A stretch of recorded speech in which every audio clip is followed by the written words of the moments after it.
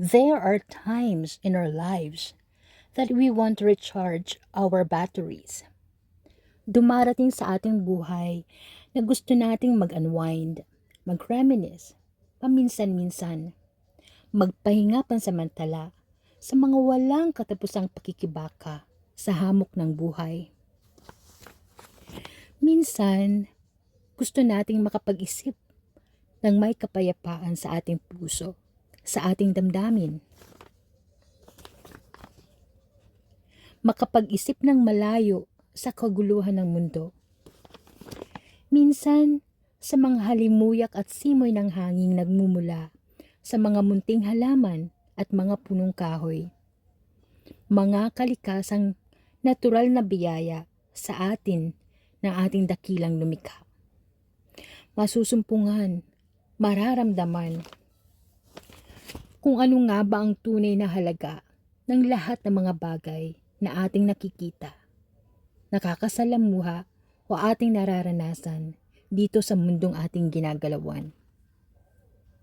Sa pamamasyal ko sa mga ganitong kapaligiran, mas napagtanto ko ang kahalagahan ng buhay. At kung maihahalin tulad mo ito sa mga punong kahoy at halaman, ang buhay, kung ating aalagaan, ay tulad din ito, magiging malusog, matatag at makulay. Learn to treasure our natural resources as how we want to treasure our lives.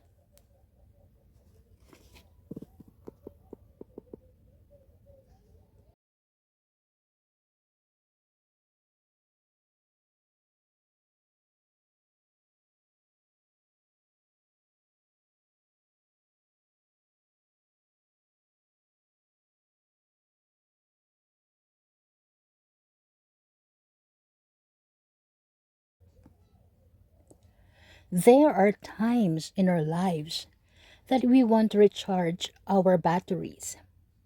Dumarating sa ating buhay na gusto nating mag-unwind, mag-reminisce, paminsan-minsan, magpahinga pansamantala sa mga walang katapusang pakikibaka sa hamok ng buhay.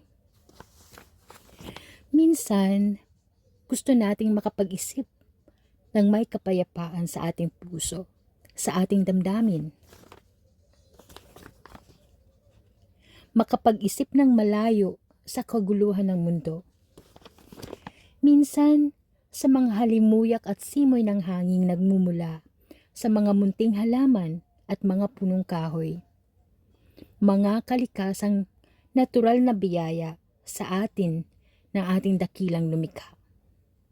Masusumpungan, mararamdaman kung ano nga ba ang tunay na halaga ng lahat ng mga bagay na ating nakikita, nakakasalamuha o ating nararanasan dito sa mundong ating ginagalawan.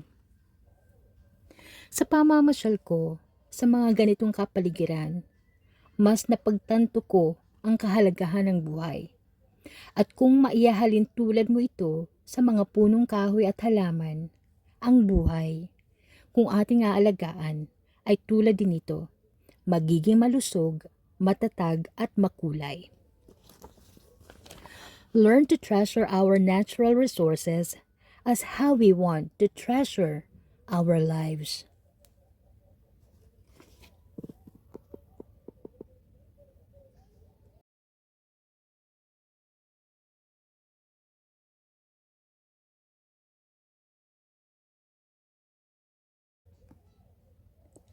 There are times in our lives that we want to recharge our batteries.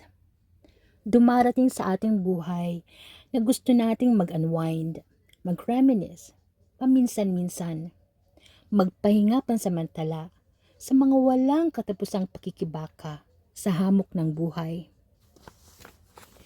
Minsan, gusto nating makapag-isip ng may kapayapaan sa ating puso, sa ating damdamin.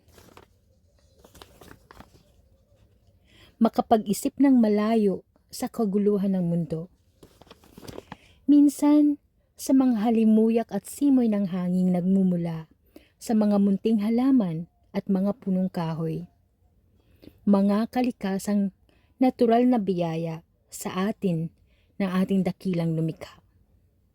Masusumpungan, mararamdaman kung ano nga ba ang tunay na halaga ng lahat ng mga bagay na ating nakikita, nakakasalamuha o ating nararanasan dito sa mundong ating ginagalawan.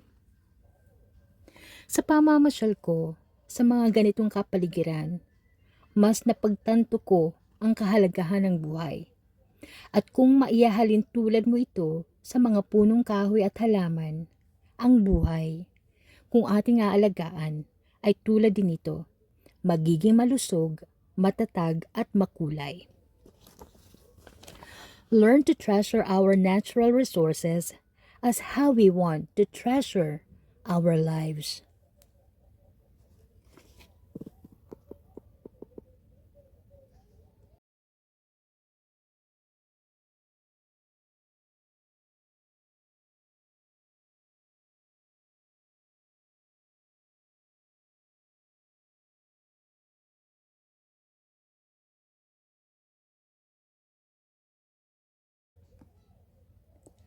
There are times in our lives that we want to recharge our batteries. Dumarating sa ating buhay na gusto nating mag-unwind, mag-reminisce, paminsan-minsan, magpahinga pansamantala sa mga walang katapusang pakikibaka sa hamok ng buhay. Minsan, gusto nating makapag-isip ng may kapayapaan sa ating puso, sa ating damdamin. Makapag-isip ng malayo sa kaguluhan ng mundo. Minsan, sa mga halimuyak at simoy ng hanging nagmumula sa mga munting halaman at mga punong kahoy. Mga kalikasang natural na biyaya sa atin ng ating dakilang lumikha. Masusumpungan, mararamdaman kung ano nga ba ang tunay na halaga ng lahat ng mga bagay na ating nakikita, nakakasalamuha o ating nararanasan dito sa mundong ating ginagalawan. Sa pamamasyal ko sa mga ganitong kapaligiran, mas napagtanto ko ang kahalagahan ng buhay.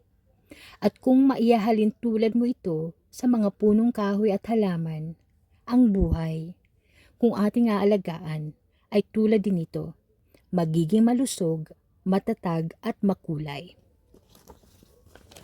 Learn to treasure our natural resources as how we want to treasure our lives.